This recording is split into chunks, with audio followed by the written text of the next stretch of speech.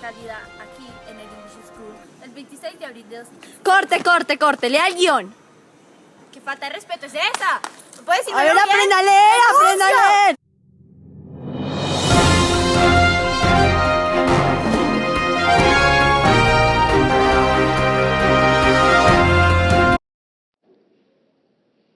El día de hoy estaremos presentando un experto en la hegemonía de los Estados Unidos.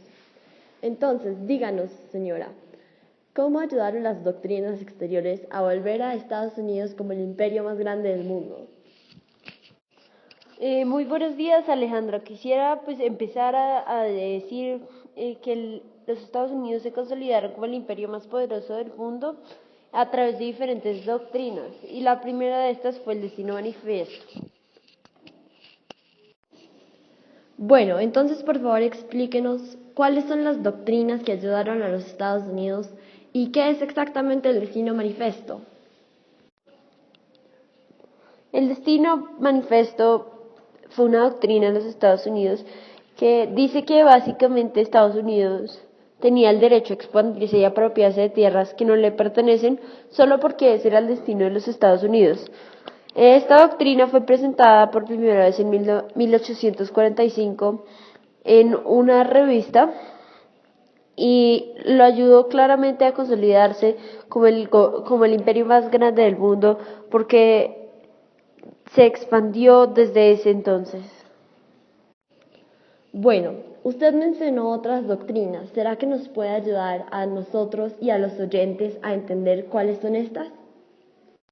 Claro que sí, voy a empezar a decir las doctrinas que ayudaron a Estados Unidos a consolidarlo como el imperio más grande del mundo, pero es importante también hacerlo en orden cronológico. Y después del Destino Manifiesto vino la doctrina Monroe, que fue presentada por el presidente James Monroe en 1923, en la que se contrapuso contra las supuestas ideas que Europa quería volver a dominar Estados Unidos y América. Entonces este señor James Monroe llegó con la idea de América para los americanos, que al principio presentó una idea de resistencia, pero después se convirtió en una frase para unificar a Estados Unidos y también para unificar a América, y también para apropiarse de más tierras, como lo decía el Destino Manifiesto.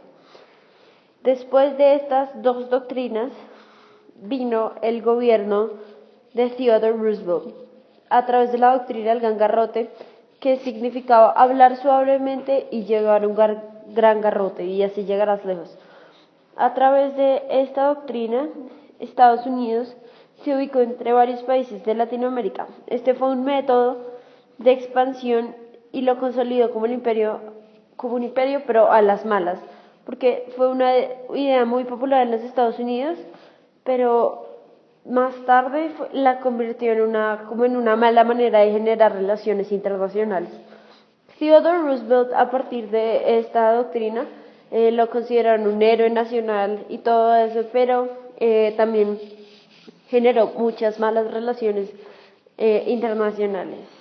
Más tarde vino la doctrina del buen vecino, que se llevó a cabo en el gobierno de Franklin Roosevelt, y esta doctrina se denominó así en la época de la Depresión, porque la idea era respetar a cada uno de los países y su soberanía sin invadir. De esta manera mantendrían una buena relación con sus países vecinos. Esta doctrina se llamaba el buen vecino porque, aparte de generar buenas relaciones, también lo que quería hacer era como préstamos, así los países latinoamericanos quedaban en deuda, entonces básicamente le pertenecían a Estados Unidos, pero no a las malas, como lo ponía el gran garrote. Después de la Revolución Cubana se difundió el mensaje comunista en toda América Central y América Latina. Entonces Estados Unidos no podía perder su territorio, entonces ellos empezaron a utilizar la doctrina de seguridad nacional, en la cual se afirmó que los Estados Unidos tenían derecho a atacar e invadir aquel territorio que considerara una amenaza. Además, instauraron dictaduras y gobiernos de derecha en toda Latinoamérica, y entonces la doctrina fue muy efectiva para formalizar la idea de que los Estados Unidos era el imperio más grande del mundo. Esto se debe a que estas doctrinas querían controlar completamente Latinoamérica a través de ideales capitalistas. Entonces lo que hizo Estados Unidos fue enseñarle a los países latinoamericanos técnicas de tortura para que las dictaduras pudieran como obligar a las demás personas a olvidar ese pensamiento comunista. En Latinoamérica, la doctrina de seguridad nacional se presentó de la siguiente manera. En Chile, con Augusto Pinochet; en Paraguay, con Alfredo Stroessner; en Argentina, en 1976 a 1983, en 3 gobiernos diferentes, los de Jorge Rafael Videla, Roberto Viola y Leopoldo Galtieri; en Uruguay, con Juan María Bordaberry; en Bolivia, el general Banzer; en Nicaragua, la familia Somoza; y en Colombia, con Julio César Turbay. Entonces, esas fueron las doctrinas que ayudaron a Estados Unidos a consolidarlo como el imperio más grande del mundo.